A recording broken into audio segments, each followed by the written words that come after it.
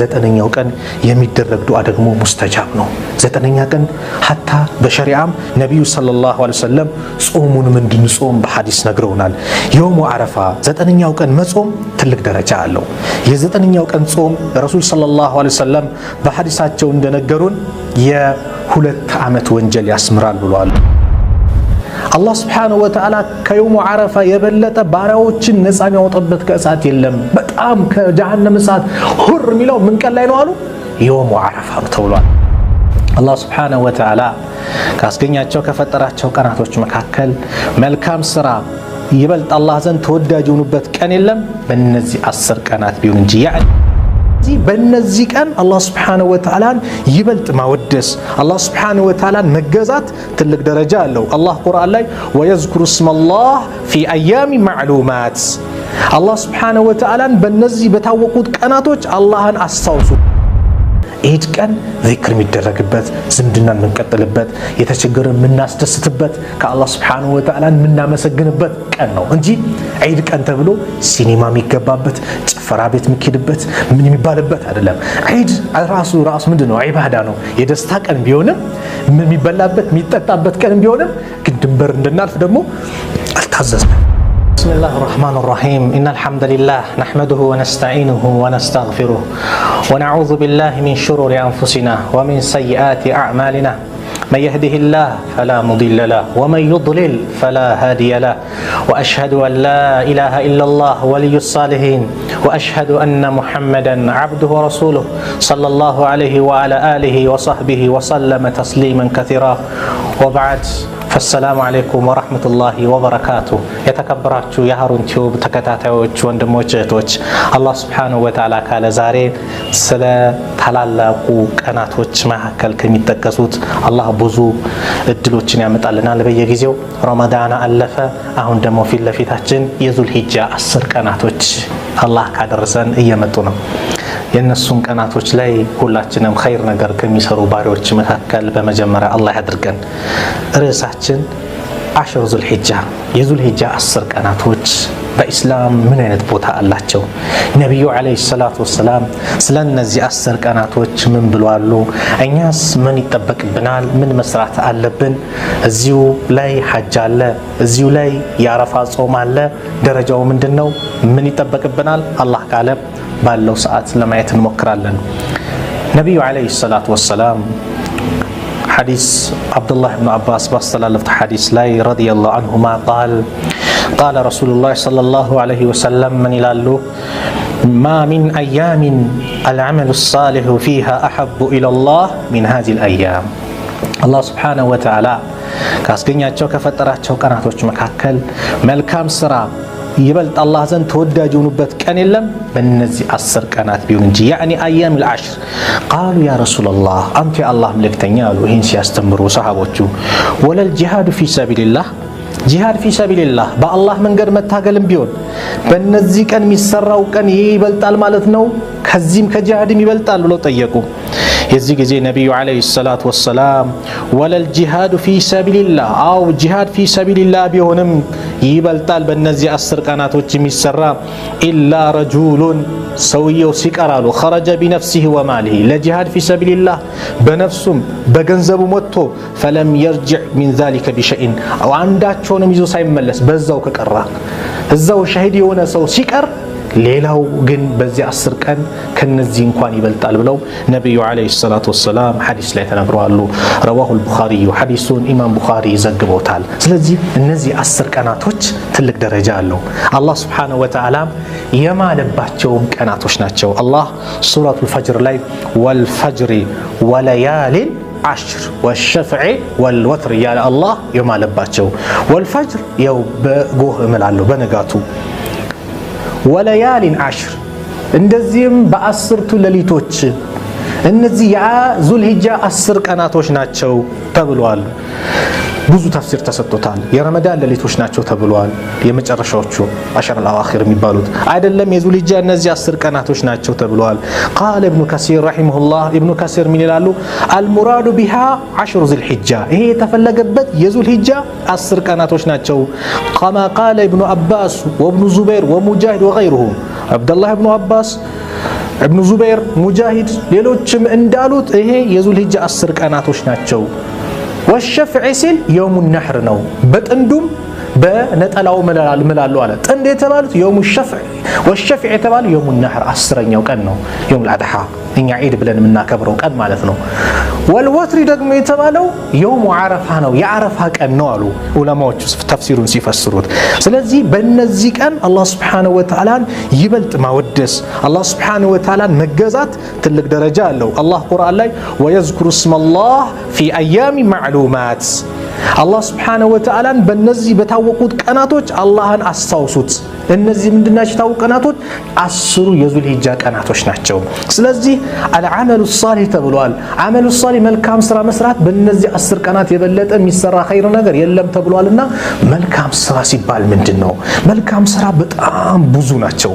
ከሶላት ጀምሮ ታች እስካለው ኸይር ስራዎች በአጠቃላይ መልካም ስራ ውስጥ ይካተታሉ። ነቢዩ ሰለላሁ ዐለይሂ ወሰለም የኢማንን ደረጃ ሲናገሩ አልኢማን የመጀመሪያው ላኢላሃ ኢለላህ ነው አሉ። አልኢማኑ ቢድዑን ወሰብዑነ ሹዕባ 73 እስከ 79 ወይም ደግሞ ከ63 እስከ 69 ቅርንጫፎች አሉት። ፈዕላሃ የመጀመሪያው ትልቁ ዋናው ቀውሉ ላኢላሃ ኢለላህ ላኢላሃ ኢለላህ ማለት ነው። ወአድናሃ ትንሹ አነስተኛው ደግሞ ኢማጠቱል አዛ አን ጠሪቅ ከመንገድ ላይ ቆሻሻን ሰዎችን አዛ የሚያደርግ ነገር ማስወገድ ይሄ ከኢማን ነው አሉ ነቢዩ ሰለላሁ ዐለይሂ ወሰለም። ኸይር ስራ በጣም ብዙ ነው። ከሰላት ጀምሮ ከሰደቃ ጀምሮ ኸይር የተባሉትን መስራት በእነዚህ 10 ቀናቶች ትልቅ ቦታ አላቸው። ለምን ከተባለው ኢብኑ ሐጀር ፊል ፈትሕ ምን ይላሉ?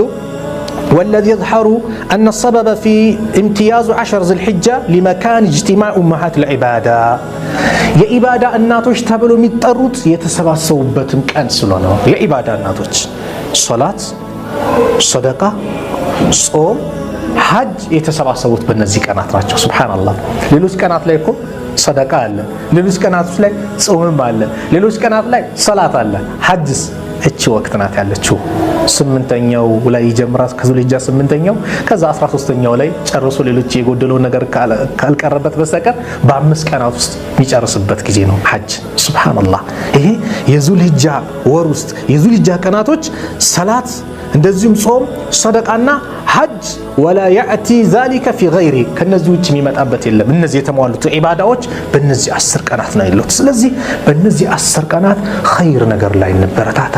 የምንሰግደው ሰላት ሱና ላይ ከተዳከምን ሱናችንን እናጠናክር። ጾም ላይ ደካማ ከሆንን ጾም ማጠናከር። በነገራችን ላይ ጾም በእነዚህ 10 ቀናት የውሙ ዓረፋ ብቻ ነው የመጣው። የዓረፋ ቀን ጾም ነው ነቢዩ ሰለላሁ ዐለይሂ ወሰለም በሐዲሳቸው የተናገሩት። ነገር ግን አልዓመሉ ሷሊህ ስለተባለ በእነዚህ መልካም ስራ ስለተባለ ከመልካም ስራዎች አንዱ ምንድነው? ጾም ነው፣ ሲያም ነው። ይህን ጾም ደግሞ መጾም ኢማሙ ነወዊ ምን ይላሉ? ቃለ ኢማሙ ነወዊ አነ ሶመ አያሙል ዐሽር በዚህ 10 ቀናት ውስጥ መጾም አነሁ ሙስተሐቡን እስትሕባበን ሸዲደን አሉ። በጣም የሚወደድ ነው አሉ ኢማሙ ነወዊ እንጂ ነቢዩ ሰለላሁ ዐለይሂ ወሰለም ይሄ በዚህ 10 ቀን ከዙልሂጃ 1 ጀምራችሁ ጾሙ ሚል ነገር ሐዲስ አልመጣም። ከመልካም ስራዎች ውስጥ ይካተታል ጾም። ስለዚህ ቢጾም ችግር የለውም፣ እንደውም ተወዳጅ ነው ይላሉ ኢማሙ ነወዊ ረሕመቱላሂ ዐለይሂ። ስለዚህ ጾም በመጾም ሰደቃ በማውጣት ዚክር በማብዛት ቁርአን በመቅራት ሰላታችንን ወቅቱን ጠብቀን በመስገድ እንደዚሁም ደግሞ ሱና ሰላት ላይ በመጠናከር ከምንም በላይ ደግሞ ዱዓ ላይ ተጠናክረን ኸይር ነገርን በመስራት ሸር የተባሉትን ደግሞ ወደ ኋላ በማስቀረት ወደ ኸይር አላህ እስቲቃማውን እንዲሰጠን ዱዓ ልናደርግ ይገባል። አላህ ሱብሓነሁ ወተዓላ ወፍቆን ደግሞ ሐጅ ላይ ደግሞ አረፋ ላይ የምንቆም ደግሞ ሁላችንም አላህ ያድርገን። አሚን በሉ። አላህ ያድርገን። ሐቂቀተን ሐጅን ማግኘት ሐጅን መወፈቅ ይሄ ከአላህ ሱብሓነሁ ወተዓላ በኩል የሚሰጥ ትልቅ ስጦታ ነው። ሐጅ እኮ አላህ ያገራላት ከሆነ ያገራለት ካልሆነ ማን ይሄዳል? ወንድሞች ገንዘቡ ኑሮ ተጠራቅሞ በስቶ እኮ ሐጅን ገራ ያደረገለት ስንት ሰው አለ?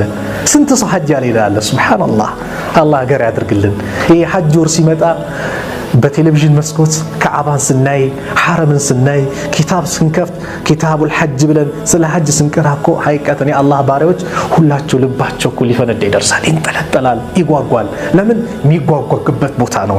ትልቅ ዒባዳ የሚተደረግበት፣ ዓለም ሙስሊሞች የሚሰባሰቡበት፣ አንድነታቸውን የሚገልጹበት፣ ከአላህ ሱብሓነሁ ወተዓላ ፊት ቆመው ሁሉም ለበይክ አላሁመ ለበይክ እያሉ ለአላህ ሱብሓነሁ ወተዓላ የሚቀድሱበት፣ አምልኮ ከሱ ውጭ የሚመለክ እንደሌለ የሚናገሩበት ሸሪካ የሌለው መሆኑን የሚገልጹበት ላኢላሃ ኢለላህን በአንድ ድምፅ የሚያውጁበት ሀብታም ድሃ ሳይባል ጥቁር ነጭ ሳይባል አረብ ምን ሳይባል ባለስልጣን ምን ሳይባል ሁሉም ተመሳሳይ ልብስ ለብሶ አላህ ፊት የሚቆሙበት ቦታ ነው።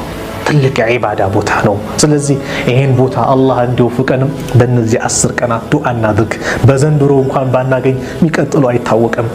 ዘንድሮም ደግሞ ማን ያውቃል? አላህ ሊወስድን ይችላል። ሱብሃንአላህ አላህ ነው ሁሉም ነገር ሊያሳካ የሚችለውና ዱዓ እናድርግ። ዱዓ ለሐጁም ዱዓ እናድርግ። ዱዓ ለራሳችን ዱዓ እናድርግ። ኻቲማችን እንዲያሳምርልን ዱንያ አኺራችን እንዲስተካከል ዱዓ እናድርግ። ዱዓ ትልቅ ዒባዳ መሳሪያ ነው። ሱብሃንአላህ የሙእሚን መሳሪያው ሲላሁል ሙእሚን ነው። ዱዓ ላይ እንበረታታ። ያ አላህ ብለን እናልቀስ። አላህ ያመጣውን የሀገራችን ላይ የመጣውን ይሄን የሙስሊሙን አንድነት እንዲጠናከር ጠንክረን ዱዓ እናድርግ። የተስተካከለ አመራር እንዲያደርግልን በመጅሊሱ ላይ ዱዓ እናድርግ። ሐቂቀተን ዱዓ እናድርግ። የተስተካከለ መስጊዶች መስጊድ እንዲሆኑ ዑለማዎቻችን የሚከበሩበት ደረሶች የሚከበሩበት ዒልሙ በስነ ስርዓት እንዲቀራ ለፍተን ዱዓ እናድርግ። ይሄ 10 ቀን ላይ ጭንቀታችን የዲናችን ጉዳይ እንዲሆንም ያስፈልጋል። በእነዚህ 10 ቀን እኛ ላይ ብዙ የሚጠበቁብን የዒባዳ ክፍሎች አሉና አንደኛውና ዋነኛው አሁን የጠቀስኩት የዱዓ ክፍል ነው። ዱዓ ላይ እንበረታታ። አላህ ወኢዛ ሰአለከ ኢባዲ አኒ ፈኢኒ ቀሪብ እኔ ቅርብ ነኝ ብለዋል። ኡጂቡ ዳዕወተ ዳዒ ኢዛ ደአኒ ፈልየስተጂቡ ሊ ወሊዩእሚኑ ቢ ለዐለሁም የርሹዱን። ተጣሪ በጠራኝ ጊዜ ለማኝ በለመነኝ ጊዜ ልመናውን መቀበል ምሰማ ነኝ። ትእዛዜን ጠብቁ፣ ከኔ ጋር ያላችሁን ግንኙነት አጠናክሩ፣ የኔን ትእዛዝ እሺ በሉኝ፣ እኔ እቀበላችኋለሁ፣ እሺ እላችኋለሁ። ወቃለ ረቡኩም ጌታችሁ አለ ኡድኡኒ ለምኑኝ አስተጂብ ለኩም እቀበላችኋለሁ ብሏል። ዱዓ ደግሞ ትልቁ ቀኑ እንዳንረሳ የውሙ አረፋ 9ኛው ቀን የሚደረግ ዱዓ ደግሞ ሙስተጃብ ነው። 9ኛ ቀን ሐታ በሸሪዓም ነቢዩ ሰለላሁ ዐለይሂ ወሰለም ጾሙንም እንድንጾም በሐዲስ ነግረውናል። የውሙ አረፋ 9ኛው ቀን መጾም ትልቅ ደረጃ አለው። የ9ኛው ቀን ጾም ረሱል ሰለላሁ ዐለይሂ ወሰለም በሐዲሳቸው እንደነገሩን የ2 ዓመት ወንጀል ያስምራል ብለዋል። የውሙ አረፋ የአረፋ ቀን ጾም መጾም ትልቅ ደረጃ አለው።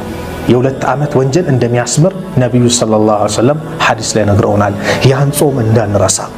ምናልባት ዙልሂጃ 1 29 ዛሬ ማነው ቅዳሜ 29 ካለቀ እሁድ 30 ይሆናል ማለት ነው። ዙልሂጃ 1 እሁድ 30 ይሆናል። ሱብሃንአላህ አፍዋን ቅዳሜ በ29 ካለቀ ጨረቃ ከወጣች ዙልቀይዳ 29 ቅዳሜ ካለቀ እሁድ 1 ዙልሂጃ 1 ብሎ ይጀምራል።